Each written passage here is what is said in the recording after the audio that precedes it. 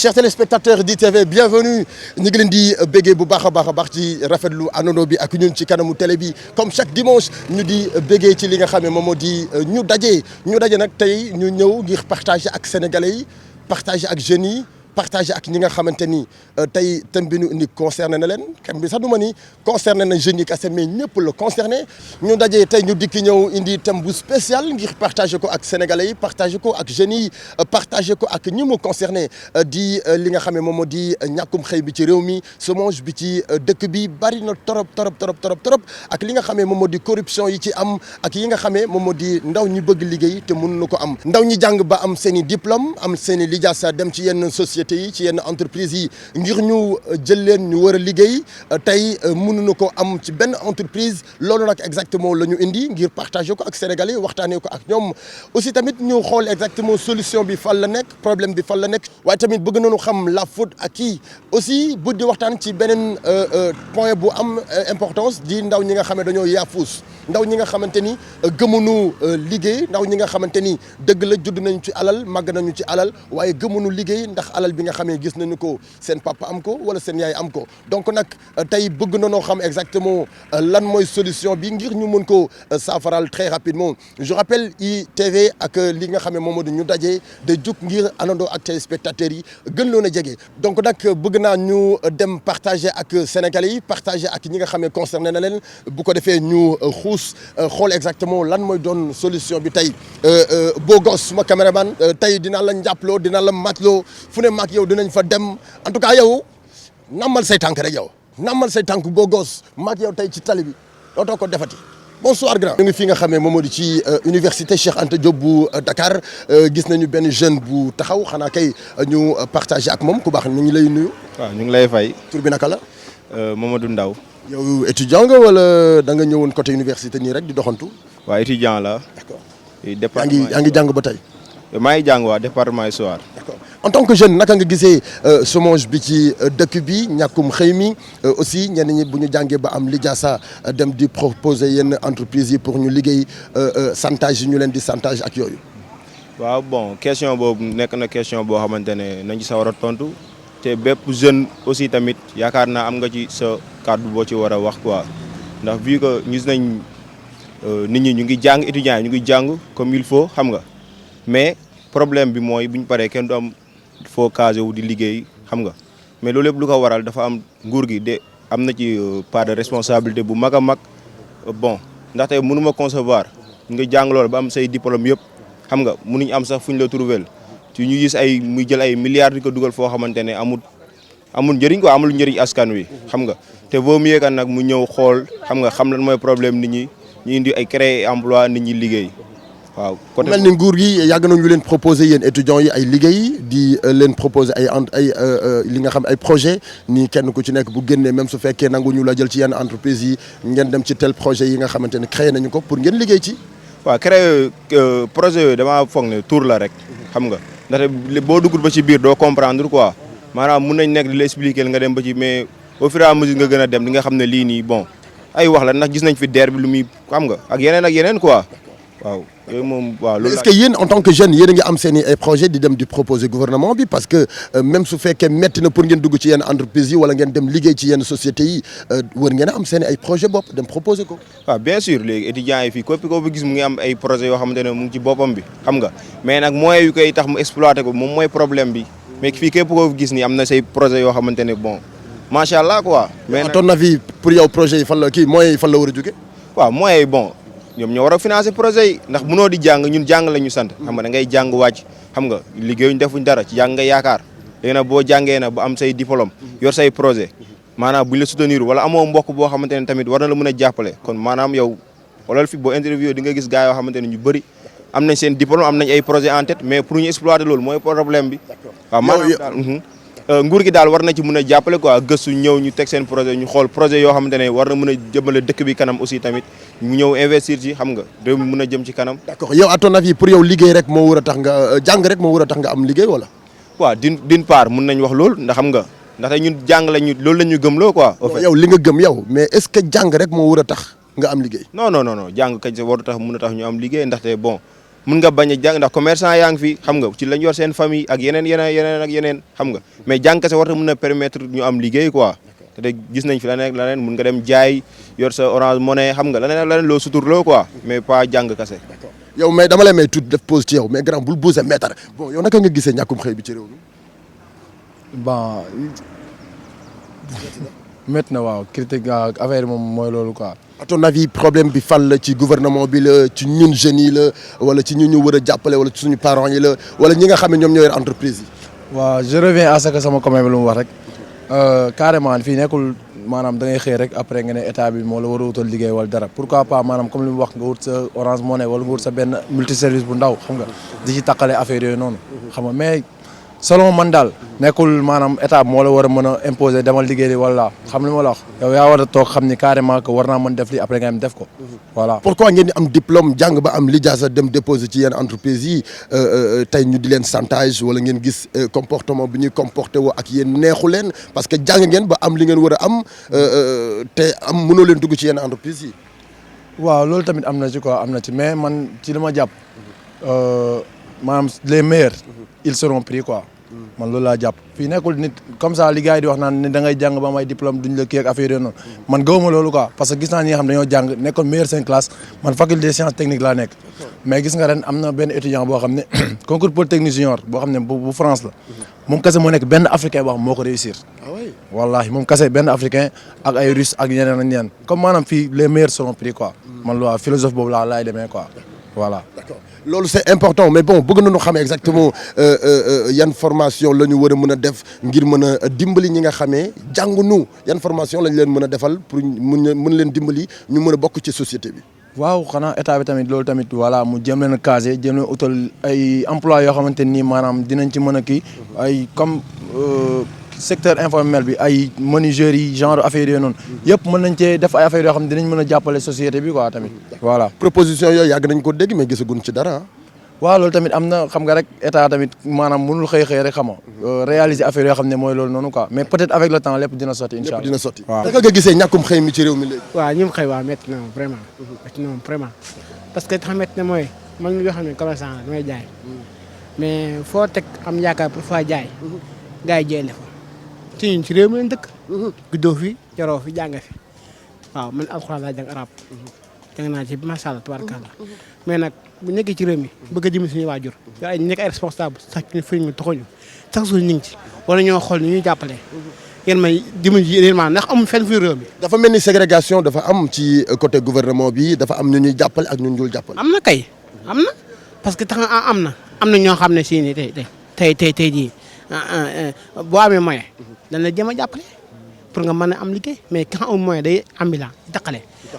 bu dee am benn table wala benn catering nga war nga faa may wala ba ko fay jëlee tamit nga wut ko foo xam nga fay teg fu baax foo xam si nit ñi dañ fa jëm laa wax de wala ma nga jëgal leen tegal leen fenn foo ko ni mu jëmuñu fa kon boobu boo fa tegee say bagage nga amoon da ko teg di xaar avant bagage yooyu jar mën naa yàqu ndax marchandise yëpp bokkuñu ku nekk marchandise bi nga tàmbali jaay moom ngay jaay te la nga am coono moom ngay teg foofu léegi fu nit ñi jëmul nag quelque temps ay 2 mois 3 mois at gisoo nit ñi day yàqu nga nekk customer xam nga dafa métti na man dal na ma ay yoon man Mbour laa njëkkoon nekk doon liggéey dafa liggéey ba am fa kanting bu baax macha allah nga xam si tout kon rek may ubbi place mais noo jékki-jékki boobu mi yëpp mu nekk à zéro ci taqale boo taxawaatee ba am benn somme teg fa liggéeyaat ñu di gën a wàll gouvernement bi kon léegi ñoom noonu lañ bëgg nag. d'accord yow léegi solution bi pour yow sa xel lan la. solution bi mooy gouvernement bi d'abord nañ xam ne réew mi xale la. ay jeunesse fi nekk nañ xam ne ndaw ñu fi nekk. li nekk Sénégal nekk benn réew. nday bëgg ñu liggéey am nañ job te ku leen jàpp ñu liggéey. ku leen jàpp ndimbal moo des. ndimbal moo des fas yéene encadré ñu xool li nga xam ne si ne liggéey mooy comme moom liggéey mooy ñoon fexe ñu tegee à côté ba ñu liggéey boole fi nga xam ne si fi leen ñuy jëmuwaay yi nekk ñu liggéey waaye tegal si benn loxo boo xam si nga nekk fay daan doole mujj gi ba doo gis kenn gis kenn ku yow da ngay mujj di nekkaat sa mor rek. jërëjëf Kouba merci beaucoup li mu wax c'est important parce que tey ñu ci bari jàngunu amuñu yenn c'est-à-dire expérience yi ci yenn liggéey yi li ñu mën mooy dem ut ab table teg fa seen njaay di jaay di suturlawu di jéem a ut lu ñu yóbbu seen kër di jéem a ut lu ñu def ci seen poche waaye du ñu leen ci bàyyi parce que plus souvent ñu dégg ñu ni telle place place ña fa nekk ñëpp dañu leen di génnee dañu leen fay jëlee yóbbu leen fii mais boobu ak léegi gisaguñu li nga xamee moom moo di solution bi ñii dañu leen di proposer ni leen dañu leen di dugal ci ay centre commercial ñii dañu leen di proposer ni leen dañu leen di jox ay boutique ngeen dugg ci di jaay mais ba léegi amaguñu solution parce que gisaguñu loolu ke ngeen gisee boo leen amee seen i diplôme dem ci yenn entreprise yi pour war a liggéey tant que amoo bras long doo dugg. ah bien loolu jaaduwul parce que boo demee yeneen les pays les plus développés ñoom compétence la ñuy xool ak ki nga xam ne ku nekk li nga maîtriser ñu teg la foofu mais fii moom boo ñëwee dañ laan kan moo la fi yebal affaire yooyu affaire de blanc long yooyu rek mooy taxul moo tax suñu entreprise yi aussi di mën a avancer waaw parce que il faut la compétence aussi. D'accord. Ah oui. Est-ce que formation bi war yéen a ngi koy def ngir ñu mën leen a jël ci entreprise yi. waaw formation yi moom waaw comme ni mu ko waxee rek ñu ngi koy def normalement quoi fii moom dara yombul fii boo fi nekkee moom métti na lool waaw macha allah métti na formation bi ñuy def li ci war mais problème bi mooy comme ni nga ko waxee léegi da ngay dem ba génn te problème bi yëpp mooy am liggéey chômage bi léegi moom bëri lool te chômage bi moom fu mu bëree rek daanaka li mën a jur bëri na xam nañ ko mooy jeunes yi taxawaalu nii violence bi day yokku. loolu ñëpp xam nañ ko quoi. gis nañu ni gouvernement bi rek mooy teg ay proposition non daanaka fii koo si gis sax am na lu ne ci boppam. waaw loolu moom yaakaar naa ñun étudiants yëpp la koo si gis am na lu mu bëgg mëbëtam daanaka fii koo fi orienté muy xalaat bu génnee daanaka li mu mën a doon ak loolu. xam nga loolu yëpp problème bi boo génnee ñàkku la si jàppale mooy loolu. étudiants yi ñoom la ñu gën a bàyyi xel ci réew mi mais gisaguñu lu bëree bëri loo xamante ni étudiant da koy réaliser ci réew mi loolu pour yéen ci yéen la wala ci gouvernement bi la. yaakaar naa loolu ci gouvernement bi la. ci gouvernement bi la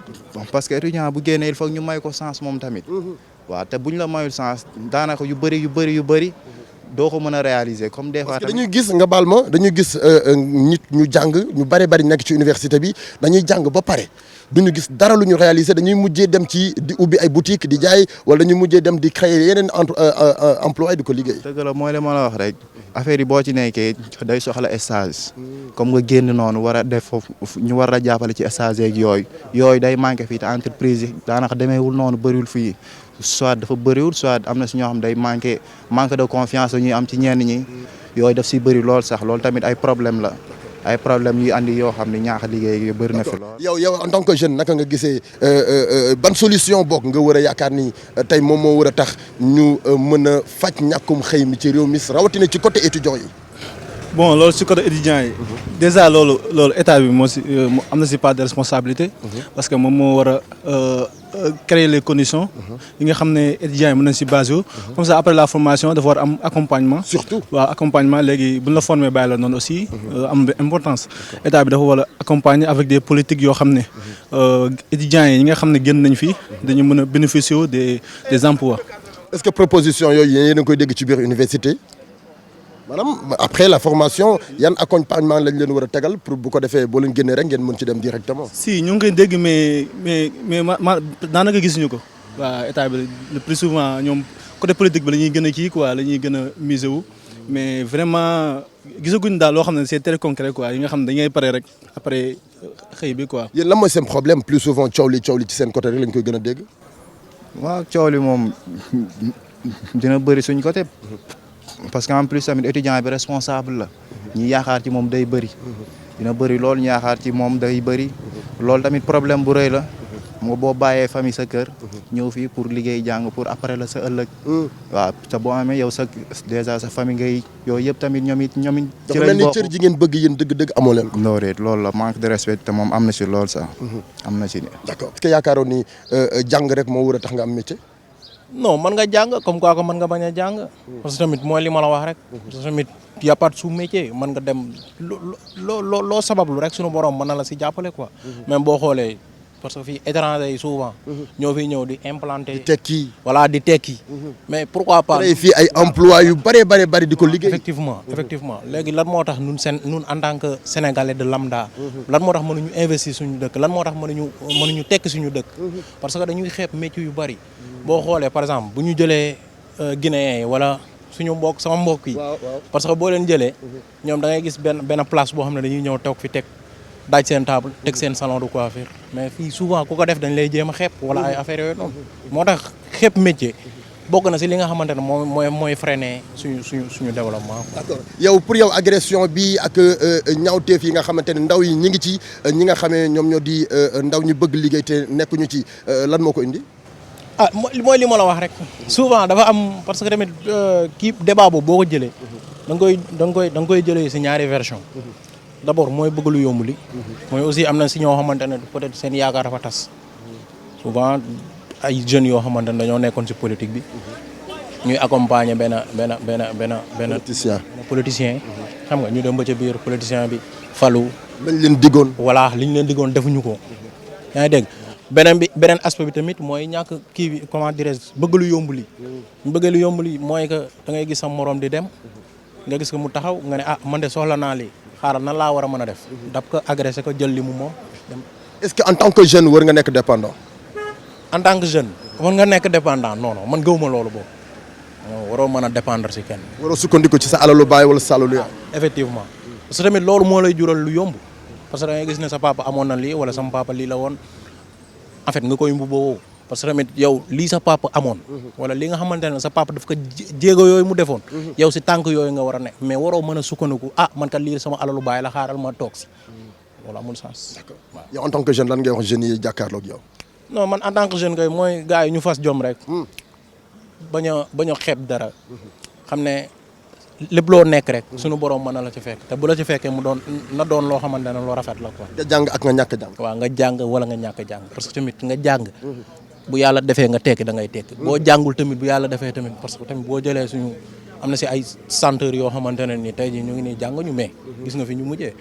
yaa ngi dégg exemple yi bari na fi. ci lutteur. waaw ci lutteurs yi ci ñeneen ak ñeneen du question ne da nga jàng rek da ngay tekki. ba tey ñu yeggale rek ñu ngi nii fii nga xam ne moom moo di ci couloir de la mort ba tey jot nañu partager ak quelques étudiants yi nga xam ne ñu ngi fii ci biir université Cheikh Anta Diop de Dakar donc nag ñoom seen problème xam ngeen ko dégg ngeen ko dëgg la nag dañuy wax plus souvent étudiants yi dañoo bëri problème dañuy bëri lu ñuy casse dañuy bëri lu ñuy naqarlu dañuy génn di grève donc seen grève exactement à la base duñu xam. gouvernement bu nekk ci pouvoir bi rek da leen di indil ay propositions mais ba léegi ñoom xamuñu exactement fan la ñuy taxaw donc nag nga jàng ba am sa ay diplôme am sa ay lijaasa pare war a dem directement ci li nga xamante ni moom moo di ci liggéey bi nga pare ñu di la wiiriloo di la jàddaloo donc ñenn ñi nga xamante ni aussi tamit yor nañu seen entreprise comportement bi ñuy comporté woo ak employé yi métti na trop parce que tant que amuñu bras long duñu leen nangu ñu dugg ci yenn entreprise yi nanu bàyyi xel bu baax que expérience moo gën téeméeri junni yoon connaissance nga am sa expérience ñu jël la ci nga liggéey moo gën nga am sa connaissance ñu jël la nga liggéey li wolof Njaay di faral di wax naan borom chance dina yàpp borom jom tey nag loolu rek moo am ci réew mi da ngay gis koo xamante ne dañu ko jàpp teg ko ci ay escalier jaarale ko ci escalier bi am ñoo xamante ne dañu leen di jaaral ci ascenseur bi am ñoo xamante ne dañu leen di dugal ci oto bi nañu jaar ci escalier bi benn par benn fi ñu war a jaar ñu jaar fa bu ko defee ñu liggéey ñu jeunes yëpp mën a am liggéey nañu dimbali bu baax a baax ñi nga xamante ni ñoom ñoo di ndaw ñi am seen i diplôme bëgg liggéey te mënuñu ko am voilà bu ñu ñëwee ci entreprise yi tant que newuñu da ngay gis koo xamante ne da ngay indi am sa diplôme ñëw ci entreprise bi di déposer ki ngay jox dossier bi lan la lay wax kan moo ñu boole donc nag loolu wër na jeex ci réew mi pare gunu ba léegi dañuy continuer émission bi ngir mën a xam exactement lan mooy saafara bi tey ak lan moo war a doon solution bi. tey dëkk bi métti na ndaw ñi bëgg nañu xëy mënuñu koo am. ndaw ñi jàng nañu ba am seen i lijaasa mënuñoo dugg ci yenn entreprise yi liggéey ndaw ñi def nañu seen i formation ba pare mënuñoo dugg ci yenn entreprise yi exprimer wu. Bon, ce qui compte... La faute à qui? Voilà. Bon, mun naa ne la faute, c'est au niveau de l'hiérarchie bu nekk depuis ci kaw. Oui, parce que boo xoolee ba xool comme ni nga ko waxee macha allah. jeunes sénégalais yi domaine boo dem. essaient de faire de leur mieux. léegi une fois après avoir obtenu les diplômes. on constate que am na ay benn troupe ay pas ñi nga xamante ne war nañ dem retraite bu yàgg mais ils sont là comment dire accrochés wu du ñu nangu dem. ce qui permet maintenant à la jeunesse de ne pas trouver des emplois. te tamit boo ñëwee tamit nga xool en tant que président de la République moom ci boppam. yan procédure la teg pour mun a dimbali les jeunes dans leurs emplois. Parce que dañuy wax ne rek l'emploi des jeunes mais est-ce que en réel teg na ay procédures yi nga xamante dina permettre ay jeunes yu mën a trouver des emplois. Donc loolu bu ñu résoudre tous ces problèmes là je pense que dinañ jéem a aboutir à des évolutions. Est-ce que formation bi war ñu ngi koy def. Bon, je ne pense pas. Nous sommes... Parce que des fois ñi nga xamee ñoom ñoo di les anciens employés yi nga xam ne ñoom ñoo nekk ci biir entreprise bi du ñu leen bëgg a bàyyi parce que expérience bi ñu yore est-ce que expérience boobu yéen sàkku ji ngeen ko exactement à la base ba am ko bu ko defee ñu mën leen a dugal ci biir entreprise bi. Bon, parce que li nga wax tout à l'heure dëgg la les anciens employés duñu leen bàyyi yéen nag dañ leen war a may seen chance mais est-ce que yéen a ngi def formation bi war. Bon, je pense que concernant expérience bi tey jeune boo gis rek bu paree formation wala bu am diplôme am nu mu tuuti def na benn genre stage ci à travers les stages là mënuñu am l'ensemble de toutes les expériences avant d'entrer dans le domaine de l'emploi mais le minimum jot nañ ko jàng foofu kon donc une fois tamit bu ñu ñëwee dans le domaine de l'emploi on ne peut pas mettre dehors tous les vieux qui étaient là-bas mais dañuy jéem a def benn genre synchronisation entre les vieux et les jeunes pour de telle sorte que transmission savoir boobu noonu mu mun a des. C'est très intéressant de se questionner sur l'emploi des jeunes parce que tey jii bu ñu nee réew yaakaar naa ni bu jeunes yi liggéeyul yaakaar naa ni réew boobu il a perdu ses ressources waaw ses valeurs kon damay inciter encore gouvernement bi ñu gën a jox privilège mooy li nga xamante ne mooy emploi jeunesse bi parce que dëkk bi nga xamante ni jeunesse bi liggéeyul dëkk boobu il est prêt à accueillir toutes les tentatives qui viennent dans le mauvais sens parce que tey jeunesse bi bu ñu liggéeyul boo wéetee yaa ngi xalaat noo amee xaalis léegi bu fekkee yow def nga lépp mënoo trouver emploi mën nga def ay tentatives yu négatif ba fu mu nekk ni jaay yamba bi gis nañ ni c'est très répandu au Sénégal xam nga tey jii nit ki xëyul xëy rek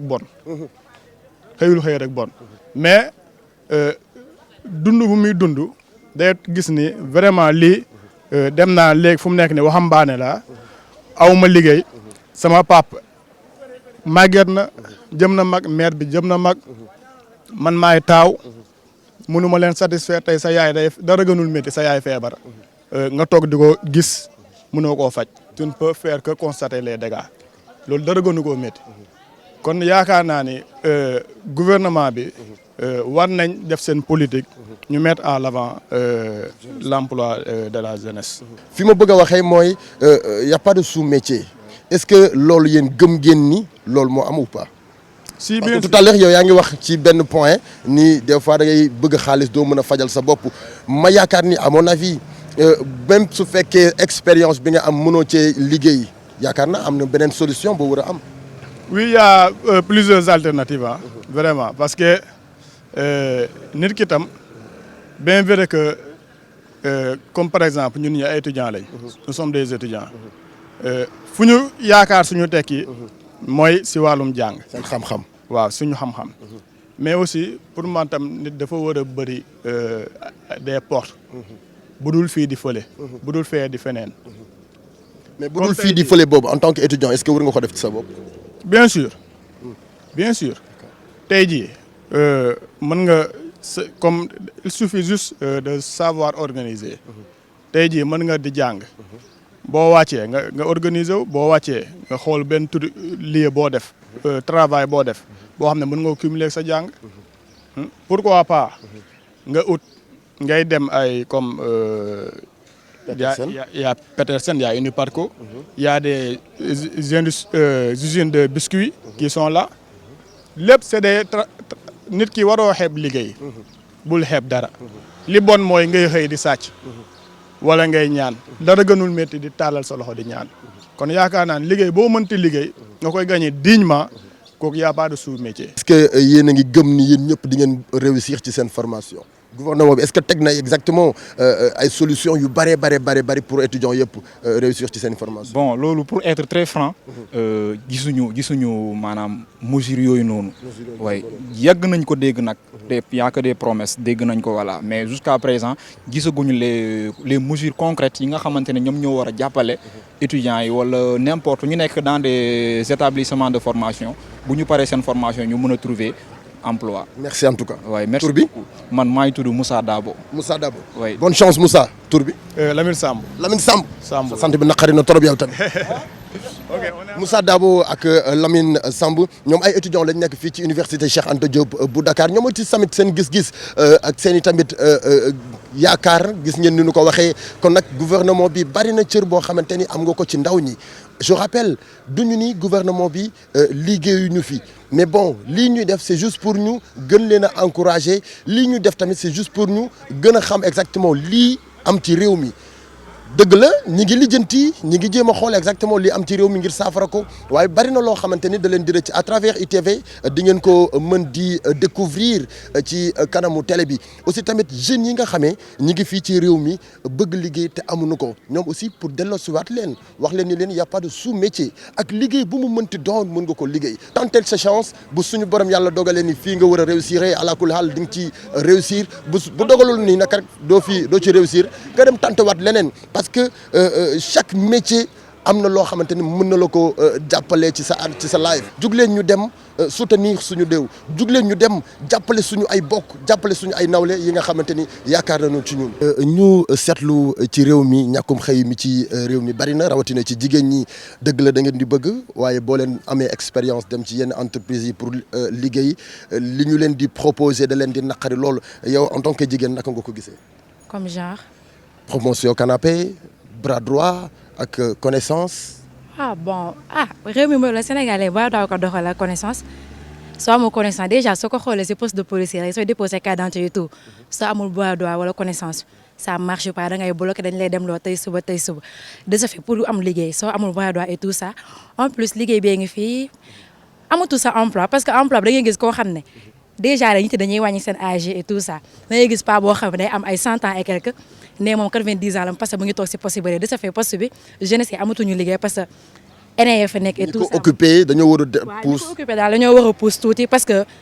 ñun ñoo xam moom instant yi daal et tout ça loolu la daal. promotion canapé bi yow naka nga ko gisee parce que ñu bari am nañu expérience bu ñu demee di bëgg a liggéey ci yenn entreprise yi dañu leen di chantage ñu doogay mën a dugg si. tamit foofu y a deux choses parce que yow soo ñëwee fii Sénégal soo ñëwee am diplôme yi nga soxla yëpp et tout soo demee déposer liggéey. sa directeur su gisee da nga ko ëpp diplôme et tout ça du la mës a jël parce que day xam ne da ngay jël place am et tout ça léegi de ce fait foofu day am chantage et tout ça ni ngeen di utee arrangement pour liggéey loolu tamit am na fi yow mës na la dal wala. non man mosuma dal man maa ngi doog a commencé jàng maa ngi doog a dugg université. am nga ci ay expérience. vu que soo amee ay xel yi ñëw toog jël la wa et tout ça parce que da ngay gis koo xam ne day bëgg a liggéey am yenn diplôme day obligé dem extérieur pour liggéey ko pourquoi pas toog si dëkkam liggéey ko jeex na tàkk parce que. kon yow fay. da ngay am yenn diplôme yu ne la mënuloo ko fay nga obligé dem essayer pour liggéey ko ñëw ñu lay fay te yow sa dëkk nga xëy bàyyi pour au lieu du mën a jëm kanam moo tax Sénégal dellu ginnaaw. moo tax chômage bi bari. chômage moom du fi mës a jeex. léegi yow pour yow en tant que jigéen lan mooy solution bi. jàppale ñu rek. kan moo leen war a jàppale. créer quelques emplois rek ak tamit ñu nekk ci kaw bañ a wàcc suñu mag yi ñu bàyyi ñu foofu ñun tamit ñu yéeg. ñoom nañu wàcc. waaw ñoom nañu wàcc. pour yow sa xalaat mooy ñooñu nañu wàcc ñeneen yéeg. waaw ñooñu nañu wàcc retraite tamit bras droit bi xaw a wàññeeku loolu mënu fi ñàkk sa corruption moom mënu ñàkk si réew. Macky Sall mu ngi nii da doon naan ay 500 emplois par an lay créé mu ngi nii ba léegi créé wul dara te dëkk bi xam nga ndóol na te xam nga dëkk bi ndóol na te xaalis bi entre ñoom rek la quoi entre les grands politiciens ñuy toog nga gis kii di naan ay 90 milliards la yóbbu créé ay xam nga milliards yu bëri ñun gisuñu suñu bopp quoi. d'accord yéen a ci gisul seen bopp yéen étudiants yi wala yow en tant que jeune bu nekk ci dëkk bi war a liggéey. waaw ñun ñëpp la parce que boo waxee jeune xam nga étudiants yi bokk nañ si xam nga ñu nekkul étudiant tamit bokk nañ si parce que ñëpp war a gis seen bopp par exemple comme faire Falémé bi bu fekkoon état def na kii ubbi na benn xam nga benn industrie benn entreprise industrielle jeunes yi dañ siy gis seen bopp mais ñoom dañuy bëgg di jaay affaire étranger directement quoi te loolu xam nga ni day gën a yokk suñu pauvreté fii. voilà mbokk yeeg xarit yi lii nag la ñu leen indiloon tey ci ñu daje ginnaaw bi ñu demee foofu la ci université Cheikh Anta Diop de Dakar couloir de la mort jaar nañu fa waxtaan ak ñi nga xamee ñoom ñoo di étudiants yi partagé ak sénégalais yi nga xamee ñoom ñoo di les sénégalais lambda yi nga xamee dañoo bëgg seen réew ngir bëgg li nga xamee moom moo di chômage bi jeex fii li nag moom moo di thème bi nga xamee indi nañu ko partagé ko ak yéen donc nag bëgg nañu xam exactement lan mooy solution bi gouvernement bi ban taxawaay la ci war a taxaw ñi nga xamee ñoom ñoo di les chefs d'entreprise yan taxawaay lañ ci war a taxaw ñi nga xamee ñoom la seen loxo jot seen ginnaaw ñu mën a créer ay entreprise pour dugal ci ndaw ñi nga xamee dëgg la amuñu expérience waaye bëgg nañu liggéey ñu jël leen former leen ci biir entreprise yooyu ñu bàyyi xel bu baax ci ndaw ñi nga xamante ni ñoom ñoo war a yore réew mi ëllëg te yaafus lool donc nag y a pas de sous-métier métier bu mu mënti doon mën nga dem liggéey ji ko ñu ngi leen di jox daje très prochainement ci beneen numéro ginnaaw bi ñu jaaree ca université Cheikh Anta Diop bu Dakar jóge fa dem salone nañ biir Ndakaaru ba xool exactement les Sénégalais lambda lan la ñu gisee naka la ñu gisee li nga xamee moom moo di chômage bi ci réew mi ak corruption bi ci réew mi ak aussi tamit ñi nga xamee ñoom ñoo liggéey ba toll benn âge bi war a retraité wala sax war a jógee ci poste yooyu bàyyi xale yi nga xam ne am nañu expérience di liggéey même liggéey bi ñëw toog ci seen place donc nag bari na promotion canapé bi la même chose léegi aussi tamit bras long bi la même chose bari na ci li nga xam ne moom moo di entreprise yi donc nag waxtaan nañu ci ni ngeen ko gisee noonu la ñu ko dundee ak yéen rendez-vous très prochainement ñu dikkaat ci beneen numéro ñu dajee laata loolu ñu gërëm bu baax Assane suñu coordinateur bi nga xamante ni moom mooy coordonner plus souvent suñu émission yi di gërëm Ramatoulaye ci côté réalisation merci beaucoup Laye ci côté montage gërëm nañu ko bu baax waaye merci beaucoup Mr Bogos moo nekkoon ci caméra bi kontaan en tout cas Bogos di la jox rendez-vous très prochainement yow aussi Bogos mi ngi leen yéen tamit téléspectateurs yi Bogos mi ngi leen di jox rendez-vous dimanche ñu dellu si waat ci beneen numéro Padros la woon jàmm ak jàmm nañu yàlla sàmm ñu nekk ci jàmm ba beneen incha allah jàmm am maa